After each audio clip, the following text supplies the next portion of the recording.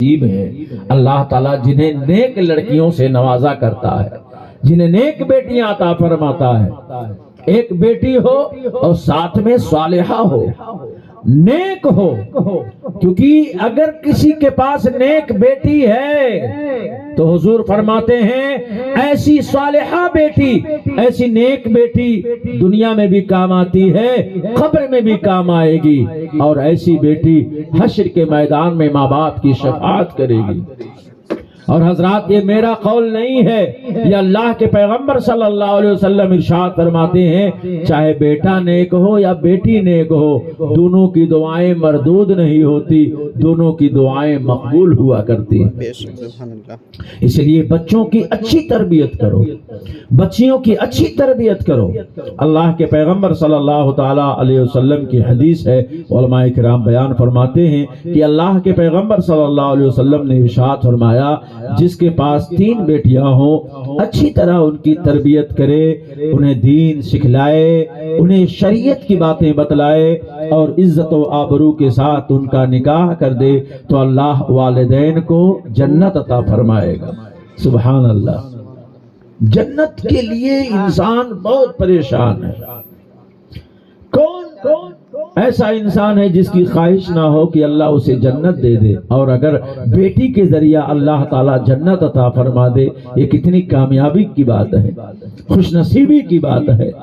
حضرات محترم، تو صحابی رسول نے عرض کیا یا رسول اللہ جس کے پاس 3 بیٹیاں نہ ہو تو کہا جس کے پاس 2 بیٹیاں ہو انہیں دین سکھلائے، ان کی تربیت اچھی کرے اور عزت و آبرو کے ساتھ ان کا نکاح کر دے، اللہ تعالیٰ ان ماں باپ کو جنت عطا فرمائے گا. کہا یا رسول اللہ جس کے پاس 2 نہ ہو ایک ہو، کہا اللہ انہیں بھی جنت عطا فرمائے گا. حضرات محترم، بتانا یہ چاہتا ہوں کہ اگر ہمارے پاس بیٹیاں ہیں تو انہیں نفرت کی نگاہ سے نہ دیکھو، انہیں نفرت کی نگاہ سے نہ دیکھو بلکہ محبت سے دیکھا کرو. آج دیکھا جاتا ہے بہت سے ایسے ہاسپٹلز ہیں جہاں پہ لوگ بچیوں کو چھوڑ کے چلے جاتے ہیں، اور صرف ایک جگہ کی بات نہیں ہے، نہ جانے کتنے ایسے ہاسپٹلز ہیں جہاں پہ بچیوں کو وہیں لاوارث ایسے چھوڑ کے لوگ چلے جاتے ہیں. کیوں؟ اس لیے کہ بچی ہے. محترم حضرات، ایک زمانہ تھا، ایک وقت تھا کہ لوگ حقیقت میں بچیوں کو باعث عیب سمجھتے تھے، باعث نقمت سمجھتے تھے، باعث عار سمجھتے تھے، اس لیے انہیں زندہ دفن کر دیتے تھے، ان کے گلے کو دبا کے انہیں مار دیتے تھے. بچہ جیسے ہی بچی کی ولادت ہوتی اسی وقت اسے مار دیا جاتا تھا، اس وقت مارا جاتا تھا، آج بھی مارا جاتا ہے. سمجھنے والی بات ہے مسلمانوں. پہلے بھی بچیوں کو زندہ درگور کیا جاتا تھا، زندہ قتل کر دیا جاتا تھا. آج بھی جیسے پتا چلتا ہے بہت سے ایسی بے غیرت مائیں ہیں جو اپنے پیٹ میں اپنے جنین کو مار ڈالتی ہیں. یعنی اگر الٹرا ساؤنڈ سے معلوم ہو گیا، کسی ذریعے سے معلوم ہوا کہ بچہ نہیں ہوگا، بچی کی ولادت ہوگی، تمہارے پیٹ میں بچی ہے، تو ایسے وقت میں اسے قتل کر دیا کرتے ہیں. حضرات محترم، ہر ایک کا حساب دینا ہوگا. اگر تم نے جان مارا ہے، اگر ایک مسلمان نے یا ایک شخص نے ایک آدمی کو قتل کیا ہے، ناحق قتل کیا ہے، تو ایک آدمی کا قتل، ناحق کسی کو قتل کرنا، یہ پورے انسانیت کو قتل کرنا ہے، پورے انسان کو مارنا ہے، بغیر قصور کے مارنا. حضرات محترم، اگر پیٹ میں بچی ہے اور اسے مارنا، یہ کتنا بڑا جرم ہے، کتنا بڑا گناہ ہے، اور یہ گناہ کبیرہ ہے. اور اگر آپ نے ایک مومن کا قتل کیا ہے تو آپ جان لیں، یقین کر لیں کہ آپ جہنمی ہیں، آپ جہنم میں جائیں گے.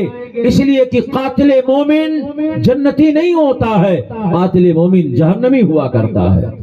اس لیے حضرات محترم، بہت سے ایسے ماں باپ ہیں یا ایسے سسرال والے ہیں، پورا گھر مل کے، بتاؤ ماں اور باپ یعنی ساس سسر وہ بھی ہے اور ساتھ میں بچے ہیں، بیٹیاں ہیں، سب مل کے اسے جلا دیتے ہیں، اسے مار ڈالتے ہیں.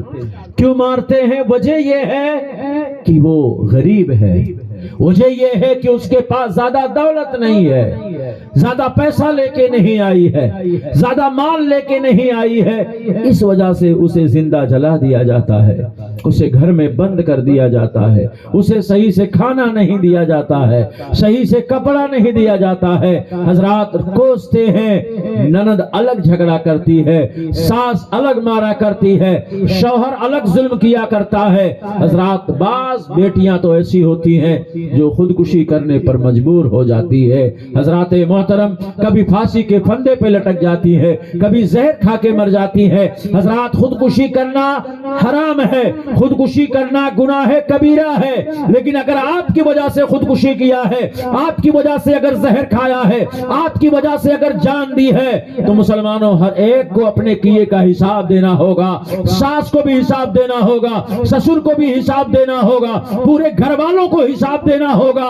جب ایک ایک کو کٹگرے میں کھڑا کیا جائے گا، اللہ کی عدالت میں کھڑا کیا جائے گا۔ حضرات تم نے کیونکہ مومن کا قتل کیا ہے، ایک مسلمہ کا قتل کیا ہے، ایک مسلمان کا قتل کیا ہے، اور قاتل مومن جہنمی ہوا کرتا ہے۔ اللہ قرآن میں ارشاد فرماتا ہے وَمَن يَقْتُلْ مُؤْمِنًا مُتَعَمِّدًا فَجَزَاؤُهُ جَهَنَّمُ خَالِدًا فِيهَا، جو ایک مومن کو جان بوجھ کر قتل کرے، اللہ تعالیٰ اسے جہنم عطا فرمائے گا اور وہ جہنم میں رہے گا۔ نعرے تکبیر، نعرے رسالت، مسلک اعلی حضرت، علماء اہل سنت،